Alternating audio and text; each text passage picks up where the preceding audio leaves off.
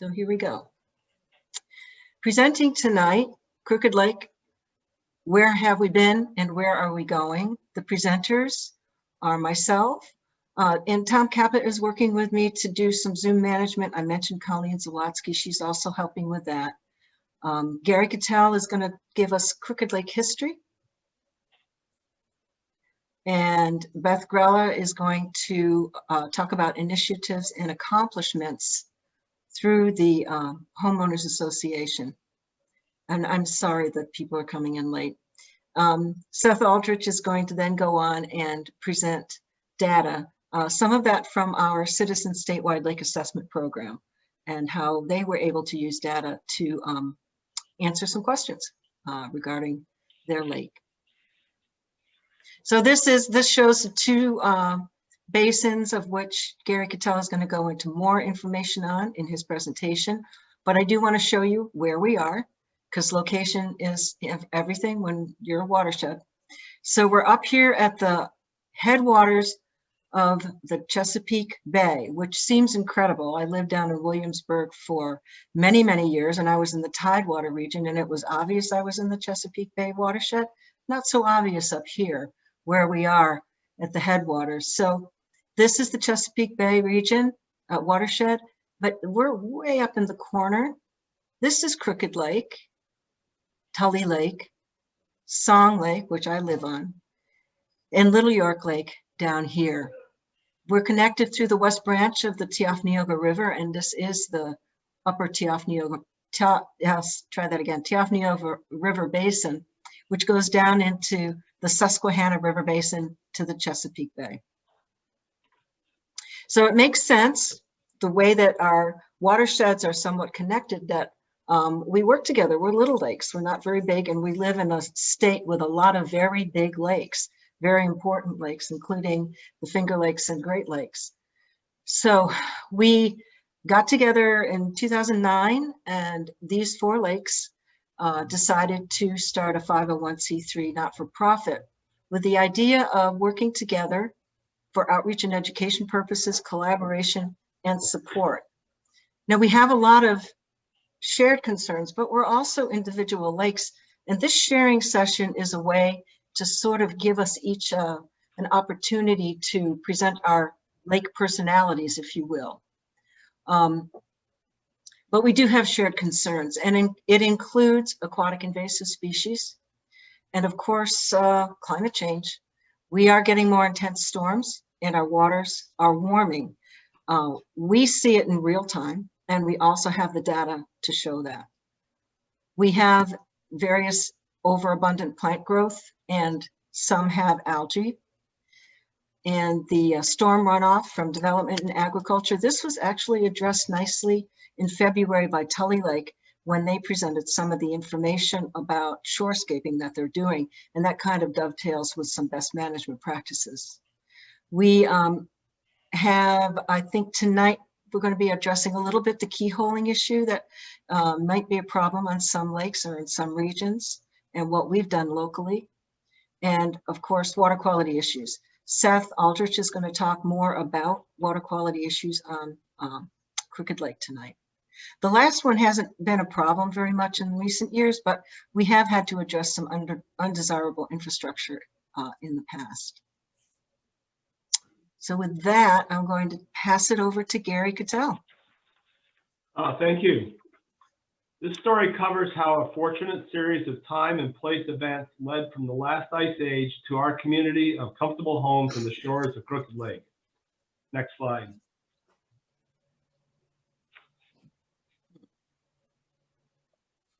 I'm sorry, I gotta do that. I apologize, Gary. There you go. Crooked Lake is a sizable water body of varying depths with a substantial watershed area.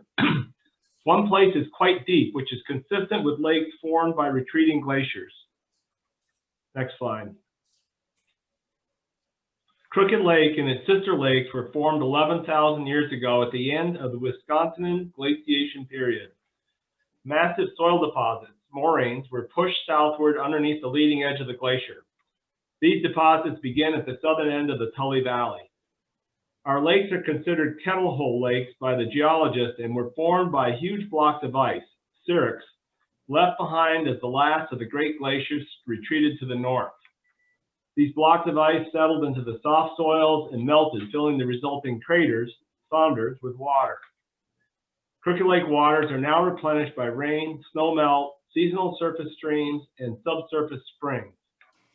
Not all kettle holes become lakes. Some are classified as depressions, ponds, or low areas that are seasonally wet or it can be dry year-round. Next slide.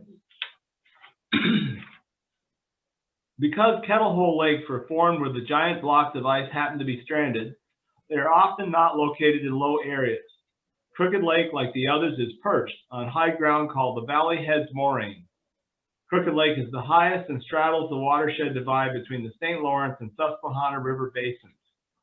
This unique placement means that groundwater, which is Crooked Lake's only natural outlet, flows beneath the surface to the north and the south. There is a pipe located on Gatehouse Road North that flows seasonally when Crooked Lake water levels are at their highest and threaten property. These groundwater flows through glacial soil sustain a valuable aquifer that is near the surface and stretches many miles to the south. It is a plentiful source of fresh water for those fortunate enough to be near it. Next slide.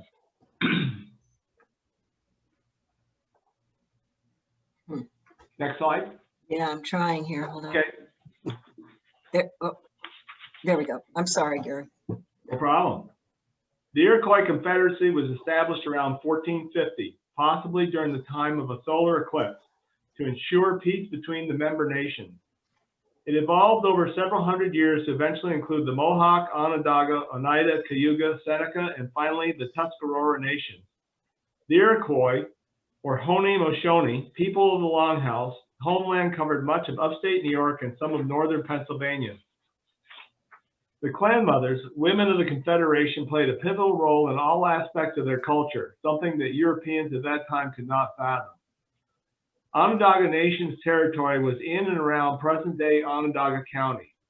Because of their central location, the Onondagas were considered the keepers of the fire in the figurative longhouse that sheltered the Six Nations of the Confederation. The decline of the Iroquois Confederacy began with the recolonization of the Americas by Europeans. By the mid-1800s, the Iroquois Six Nations territories were but a shadow of their former selves. Next slide. The lands surrounding Crooked Lake are included in a 1799 Act of Congress that created land grants for veterans of the Revolutionary War. Townships made up of 100 lots of 600 acres each were surveyed. In 1794, Onondaga County became the 21st county in New York State. The town of Tully was founded in 1803. The lands that include Crooked Lake, as well as our sister Kettle Hole Lakes, are shown within farm lots 37 and 47 that appear on an 1859 map of Onondaga County. These farm lots are referred to in our deed abstract's first pages. Next slide.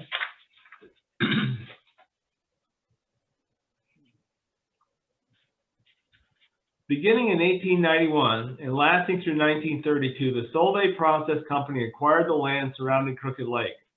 In 1947, Solvay Process and its lands were acquired by Allied Chemical. During these many years, the shores of Crooked Lake remained undeveloped. Its water, which flowed through a series of pipes, channels, and gate valves, one or several of which were housed in a structure located at the north end of current Gatehouse Road, was used to create brine wells that extracted salt from deposits in the Tully Valley to the north. The brine, along with locally plentiful limestone, was used to manufacture soda ash, known as sodium carbonate, which was a valuable industrial feedstock. The brine well extraction process died out as underground mining of salt deposits became more economical. This eventually led to Chapman Lumber's 1972 acquisition of the land surrounding Crooked Lake. Next slide. During the years 1913 through 1929, Camp Loyalty, one, if not the first, Boy Scouts of America summer camp flourished on a point of land in a grove of trees located on the north or the southeast corner of Crooked Lake. Information on this camp is hard to come by. However, a report written in 1980 by Philip Marlowe, who was a camper, Eagle Scout, and eventual BSA executive, details a character-building experience.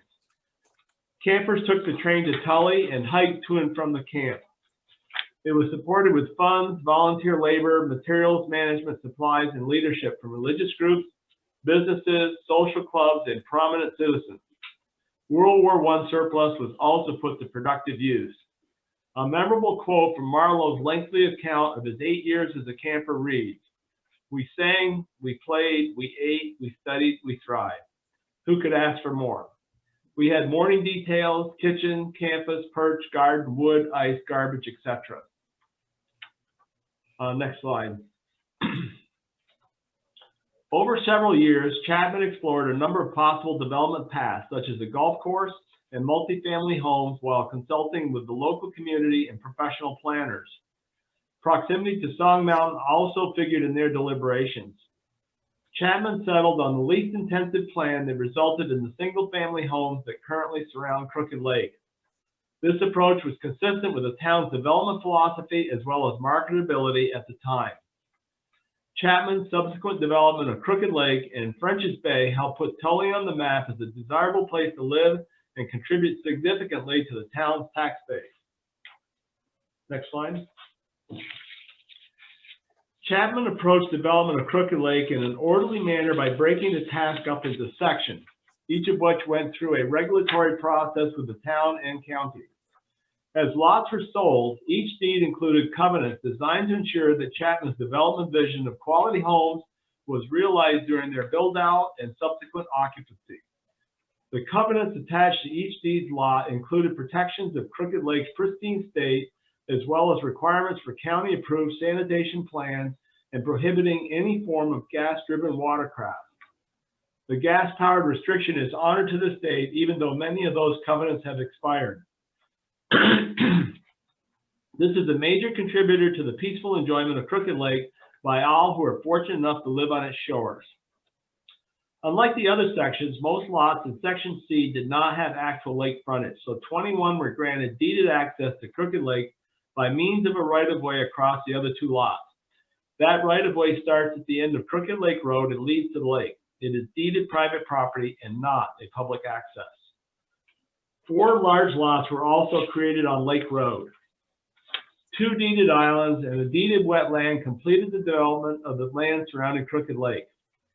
New York State owns the lake bottom, which is listed as underwater on the tax rolls. Next slide.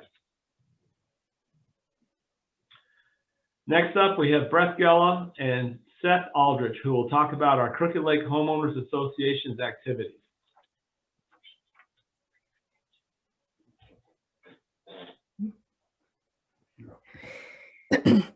This is a brief presentation of the Crooked Lake Homeowners Association to discuss what we've done, what we've accomplished, and where we're planning on going. Next. Next. Where have we been and where are we going? In 2011, the residents of Crooked Lake received some bad news. They were told by Dr. Kimberly Schultz, Associate Professor, SUNY College of Environmental and Forest Biology in Syracuse, that if they didn't act immediately to prevent further deterioration of the ecosystem of our lake, within 5 years, the lake would most likely approach eutrophication. This results in dense plant growth and death of animal life due to water anoxia. Anoxia means the lack of oxygen. Next. Of course, saving the lake was our first priority, but what else did we wish to accomplish? Next. The priorities for the Crooked Lake Homeowners Association included the following: to make certain that everyone was able to peacefully enjoy the lake by facilitating responsible guest behavior, ensuring Crooked Lake homeowners and their guests treat each other in a kind and respectful manner. In other words, to make sure everyone got along. Also, invasive species prevention, improving water quality, most importantly, reducing phosphorus, and to continue covenants which were set to expire, including a ban on motorboats and keyholing. Next. Next. But first, what's all the fuss about phosphorus? Next. Phosphorus is a common constituent of agricultural fertilizers, manure, and organic wastes in sewage and industrial effluent. It is an essential element for plant life, but when there is too much of it in water, it can speed up eutrophication, a reduction in dissolved oxygen in water bodies caused by an increase of mineral and organic nutrients. Soil erosion is a major contributor of phosphorus into streams or other water bodies. Next. How can phosphorus affect a lake? These are 3 pictures of different lakes with different phosphorus contents. The first, oligotrophic, is a really, really clear lake. The second is mesotrophic, which is currently us. It is great for swimming, boating, fishing. Some areas do have excessive plant growth. The third is a eutrophic lake. This is what we are working to avoid. It has a high phosphorus content, rampant plant and algae growth, essentially not a good lake. Next. Increased phosphorus can lead to toxic algae blooms. We've all heard of the toxic algae blooms in neighboring beaches that have closed the beaches because those toxins that are produced by the algae can cause illness in humans and animals. Next. Potential sources of phosphorus include the following: farm runoff, residential septic, lawn fertilizer, streams flowing into Crooked Lake, and geese. We were tasked with trying to figure out where the extra phosphorus in our lake was coming from. Next. First of all is farm runoff. We considered, has there really been that much of an increase in farming in the last 30 years around Crooked Lake to account for the increase in phosphorus levels in the water? This is unlikely, but we need to be continually vigilant in monitoring farming practices surrounding our lake. Next. Residential septic. A series of experts and consultants have identified a range of possible phosphorus sources. A potential source that is invariably identified are the septic tanks employed by any home surrounding a lake. The septic systems serve as the on-site sewage treatment systems for the homes. Their resulting recommendation is frequent pumping of these septic systems in order to reduce the amount of phosphorus entering Crooked Lake or any lake. Next. But Crooked Lake is very different, and there's several reasons why. First of all, the history of the development and the septic system design. The planned development began in the 1970s, unlike other lake communities where development started many years ago and grew up slowly over time. Covenants required standards of the Onondaga County Health Department had to be followed. Second is occupancy. Most of the homes around the lake are currently owned by empty nesters, which means only a 2-person family. The age of the homes versus phase out of phosphorus in household cleaning products. Cleaning products became phosphate-free in 1973 before development of the homes around the lake. Next, groundwater flows away from Crooked Lake. Oh, sorry, I didn't mean next for you. Groundwater flows away from Crooked Lake beneath 43% of septic systems, as Gary mentioned earlier. Groundwater flows to the southeast away from the southern shores and due north away from the northern shores, primarily because it is a kettle hole lake left behind by the last glacier, and thus it is perched on the groundwater divide between the Susquehanna and St. Lawrence River basins.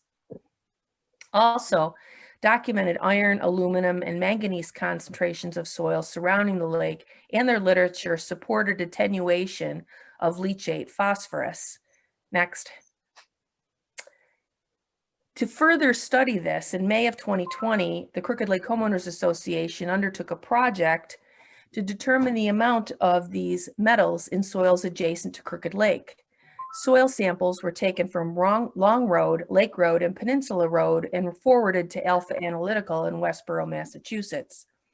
Alpha's findings demonstrated that the glacial till soils surrounding Crooked Lake are rich in the exact metal the literature states are the most effective in attenuating phosphorus. In other words, they bind the phosphorus like a sponge and make it insoluble and unable to enter the lake. Next. For further reading on this subject, you can ask Gary Kettle for a wonderful paper he wrote on Crooked Lake septic systems and their impact on lake water phosphorus. Next. Another commonly blamed source of phosphorus has been lawn fertilizer. New York State made phosphorus in lawn fertilizer illegal in 2012, but it is still available in new sod fertilizer and in fertilizer for gardens, fruit and vegetable gardens. We do encourage residents to test their soil before applying any fertilizer. If your soil tests below certain essential nutrients, then they can recommend a fertilizer for you. Testing is offered through the Onondaga Soil and Water.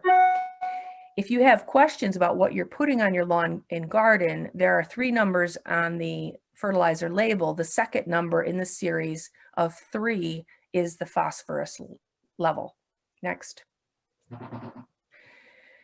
Next, of course, is shorescaping and riparian borders. As was discussed in last month's Tully Lakes session, there is a considerable benefit to planting borders along your property to essentially act as a buffer between water runoff getting into the lake. There is a spring seedling sale through the DEC, a great resource for those who want to establish or enhance a riparian border or to add native trees, shrubs, or bushes to their landscape. This is a link for the Buffer in a Bag initiative. This provides landowners with their free bag of bare root trees to enhance the streamside areas of their property. We continue to plan data collection of water sources at the inlets and continue our efforts for shorescaping and streamscaping on Crooked Lake. Next. Next is geese. There's been a significant increase in the resident goose population over the past several years. There is an increase in lake phosphorus levels, especially at the lake floor, associated with geese. One goose lets loose about 1.5 pounds of organic manure a day. In the fall of 2010, it was estimated that there were about 1,000 migrating geese on Crooked Lake on a given day. Next. In the fall of 2012, bird whistlers were used to chase geese off of the lake. About 5 to 6 residents participated in this effort to disperse the geese. There was also limited hunting of geese allowed on Crooked Lake. There were far fewer geese on the lake in the fall of 2012, and the trend has continued downward. Next. Next. Now Seth is going to discuss some CSLAP data. So yeah, we're the data that we're going to be looking at. In fact, the first slide is really some private data collection that we obtained from Alpha Analytical, and this kind of was, the charge was in around 2010 when Dr. Schultz told us that we were approaching eutrophication, and there was certainly concern around the lake about algae and excessive weed growth. So we were really looking at efforts to decrease the nutrient content in the lake. And we would count 1,000 geese on the lake from September to December. So we kind of began taking this baseline of phosphorus at the shallow water, where we take a sample at 1.5 meters, and then Crooked Lake is pretty deep. So at about 68, 65 feet, we would take deep water samples of phosphorus. And you can see, and Tarky's gonna be my magic mouse over here, in 2011, we had those pretty high levels of phosphorus, both shallow and deep. Once we started harass, so this is with the geese on the lake, sample collected in December, right before the ice got on the lake. We, at the same time of year, in 2012, after we had harassed geese, there were no geese on the lake, or few, in the fall of 2012, and our phosphorus levels at that same time of year dropped almost in half, both shallow and deep water. And then continuing to harass the geese, we dropped those levels in half again. So it looks like, when you look at baseline of 2011 with geese and then 2 years after geese, that our phosphorus levels did drop in the subsequent testing. This is not a smoking gun. I want to say geese is not a usual suspect. Beth is kind of describing some of the usual suspects for how a lake can, we can get poor water quality in a lake and more phosphorus. So we continue to collect this kind of data. This does show some trends in some of and the next slide, please, will show our CSLAP data, the Citizen Statewide Lake Association program, where we collect data every other week during the summer. This gives us great data, and we're very lucky to have had kind of baseline data from the 1980s, when, as you can see, kind of in the bottom part of the graph is the date. The left axis is the amount of phosphorus. And you can see that towards, in the 80s and 90s, we had phosphorus levels at surface level, that's the blue dots, that were more mesotrophic. We did have 1 year in about 1993 where it looked like we had a lot of phosphorus in deep levels, which is represented by the red dots in the red line. But generally in the 90s, we had low,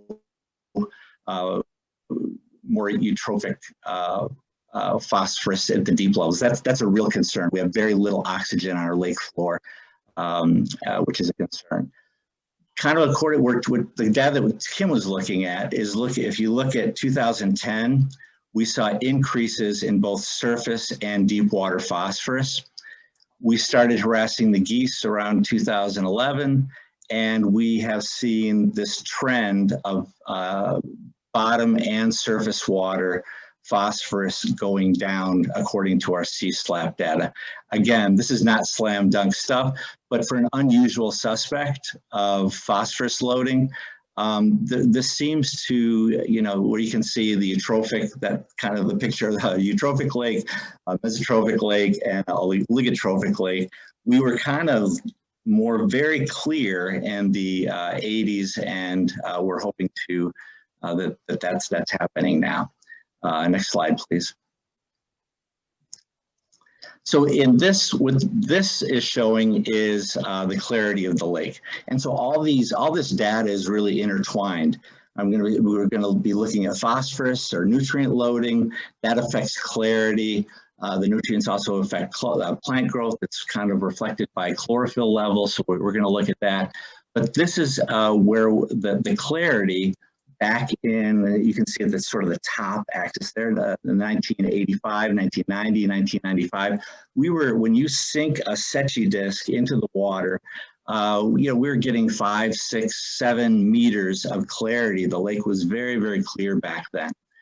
As we began getting weeds and, the nutrients of the plant growth and the algae, we started to really decrease in clarity, starting from our 2009 when we started collecting data again. We had a gap in time where we didn't collect data.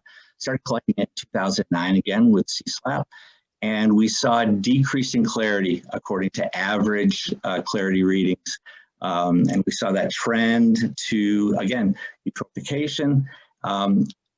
Once we started chasing the geese, again, I keep on pointing to the geese, but I don't think there's a slam dunk there. I just want to make sure that, there are all sorts of factors that go into nutrient loading in a lake. But we do seem to have been getting better since 2011, where our clarity seems to have improved overall. So that's really nice to see. Next slide, please. Kind of related to that is chlorophyll. So when you've got more chlorophyll, you've got a really productive lake, you've got a lot of plants. Certainly one thing that, people around the lake that like to swim and boat and, paddleboard and do all that stuff. It's nice to do that on a nice clear lake. Back in the 80s and 90s, we were kind of close to oligotrophic. As we got into 2010, we see more and more chlorophyll in the lake represented by those weeds. The other thing that happens is when you've got a lot of weeds in a lake and those weeds die, you get what's called internal loading of nutrients, phosphorus, that those dead plants release the phosphorus back into the lake, and we've got a lot of internal loading. So we see more phosphorus. That's a concern, but it's kind of variable from year to year. So that's kind of a reflection of the internal loading and the plants in the lake. Next slide, please. So this kind of represents something that we don't have control over, but is certainly a factor. We're fighting an uphill battle. This is the data for our surface and deep temperature of the waters. When you've got when you've got warmer waters, you've got more productivity, more plant growth, more chances for algae blooms. And you can see from 2010 to 2019, I think the study goes up to, we see some real trends for increasing surface water temperatures, as well as increasing deep water temperatures represented by the red dots. So, that's one thing, with climate change, that's something we don't have control over. So we're really fighting an uphill battle to control some of these other factors that are kind of threatening the water quality of the lake. I have to say, I know from snorkeling around the water for about 19 years now, 20 years, the lake changes. So the weeds on the bottom I change every year almost randomly. It's really interesting to see. But when we're looking at this data, there's so many factors that contribute to what we're seeing. Luckily, not only do we depend on this data to help us make decisions, but toward the end of this presentation, you'll see a number of organizations, experts, consultants that have really helped us with our decision making and have supported our efforts. Next. And I think Beth, this is back to you. There we go. Okay. Just a couple of more items. It is hoped that decreasing the phosphorus will help to slow weed growth, as phosphorus is the gatekeeper nutrient, as we've discussed. We want to make special efforts to identify and protect against these two invasive species. This is Eurasian milfoil and hydrilla, and I've included pictures so that they are easily identifiable, and if you see them, you know what a problem that they can be. Next.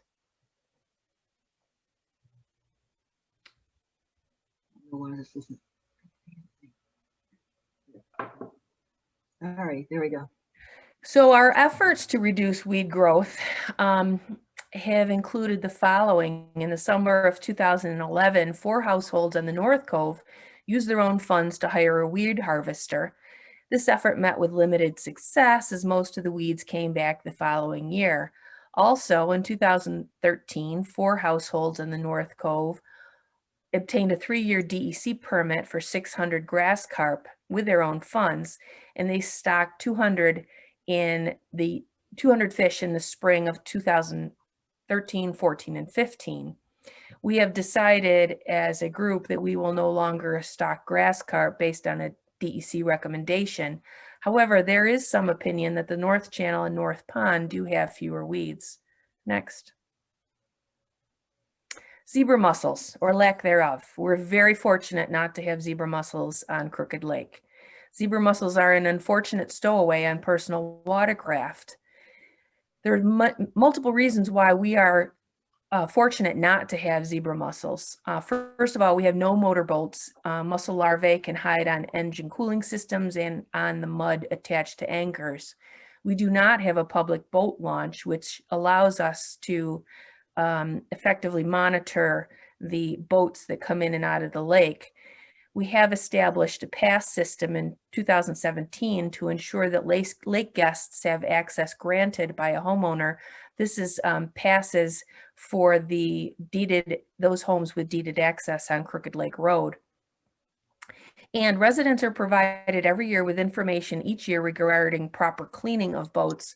There is also signage at the shared access point instructing people on proper cleaning of boats. Next. One final item, keyholing, and this is a success story. Keyholing is when someone buys a piece of property with a single point of lake access and grants access to those properties via that one access point. Both Seth Aldrich and Colleen Zawadzki, with assistance from Tarky Heath, were instrumental in influencing the Tully Town Board to revise the law restricting keyholing. This was modeled after legislation initiated on Song Lake. Next. So in summary, our current efforts to control weeds and improve lake water quality included the following. We do have a comprehensive lake management plan. We continue to harass geese. We work with the Onondaga Soil and Water to increase awareness and improve farmer practices, namely with manure. And thank you to Kofokla and Tom Kappa, our liaison. We are participating in shorescaping and streamscaping. There was a keyholing law passed by the town of Tully. We monitor those who come into Crooked Lake, boats from lakes potentially with invasive species. Our pass system on Crooked Lake Road has been a success. We try to keep homeowners aware of threats through emails, flyers, and regular meetings. We educate homeowners about the importance of cleaning their boats that have been on other water bodies and how to do it. And we do continue to monitor water quality through multiple organizations, and we continue to act on the data. Next. So these, this slide, I'm not going to read it to you, but it just shows all of the supports that we have. This is, you know, we've seen some nice trends in the data. We've seen, we still have threats that were, you know, this is going to be an ongoing process, but we're very lucky to have all these organizations and supports as we continue to monitor and address the needs of Crooked Lake. So we want to really thank all these organizations and particularly Kofokla because they're really kind of the unifying agency locally.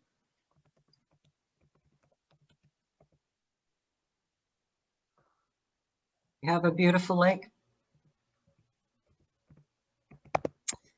Thank you. That was a really wonderful presentation. And you really do have a gorgeous lake. I've had the opportunity to be on each of the Kettle lakes, and they really do each have a different personality. So thank you. So here's some contact information. I left, sorry, Crooked Lake, I didn't know what your contact was. But we can put that in the chat if you want to do that. Kofokla now is, thank you, Don Fisher is undergoing reconstruction of its website. So hopefully that will be up in a couple of weeks. And we'd like you to join us for the final sessions. There's 2 more to go. Song Lake will be presenting on Tuesday, April 6th, and Little York Lake on Tuesday, May 4th.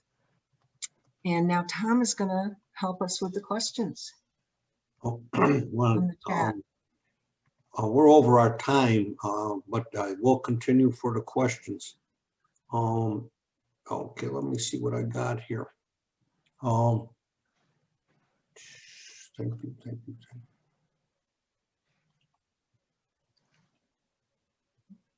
Okay, the first is from Don Fisher. He asks, can we get Gary's paper posted somewhere for download?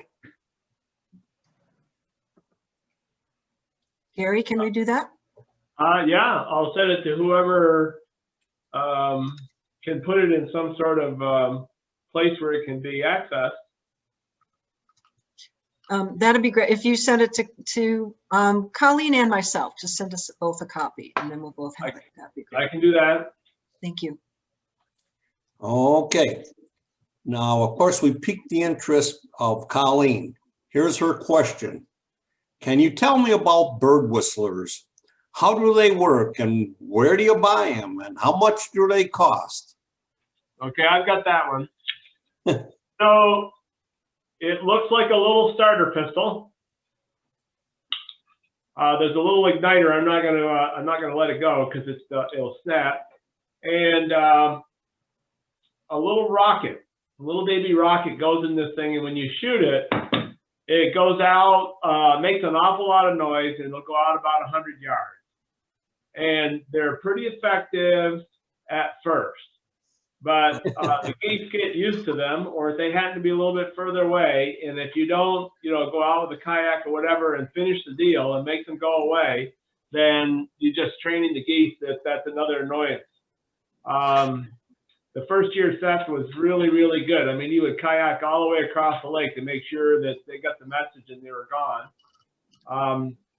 So that's an effective method, but some of this also has to do with the timing, because they, once they settle in for the evening, they don't like to have to go away someplace else. So if you're a lake that has motorboats and hopefully a teenager who likes to drive it, you could also just go out there in the evening and just scare them off the lake, but once you push them off, once you start to push them off, you need to finish it.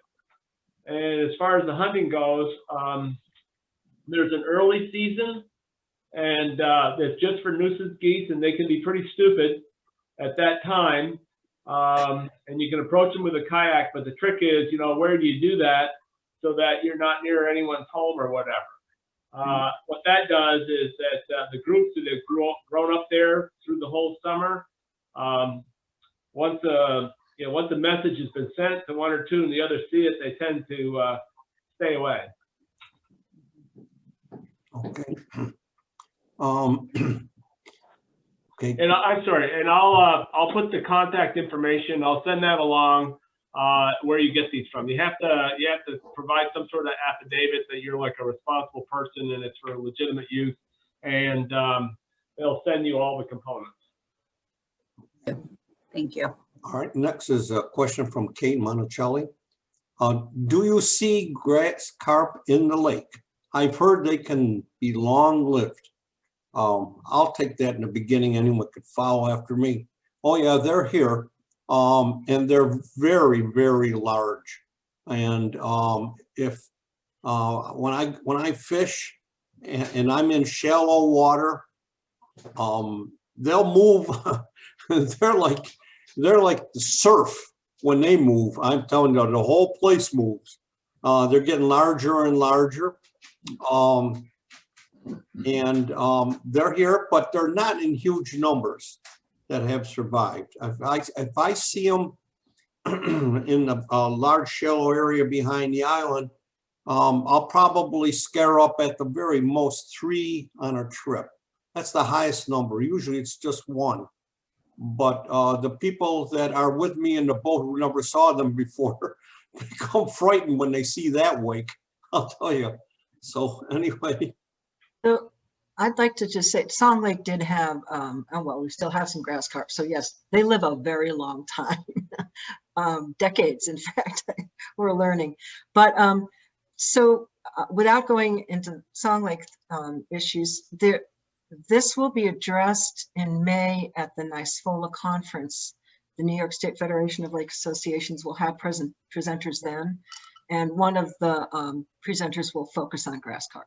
And because it is a topic of conversation that all of our associations would like to have more information about, because there is the good and the bad and truly the ugly that can come from these grass carp. Okay. Thanks. Dave and Beth wanted to know, Dave and Beth Grella, is it possible that the reduction in phosphorus is from the elimination of phosphorus in fertilizer and not the geese?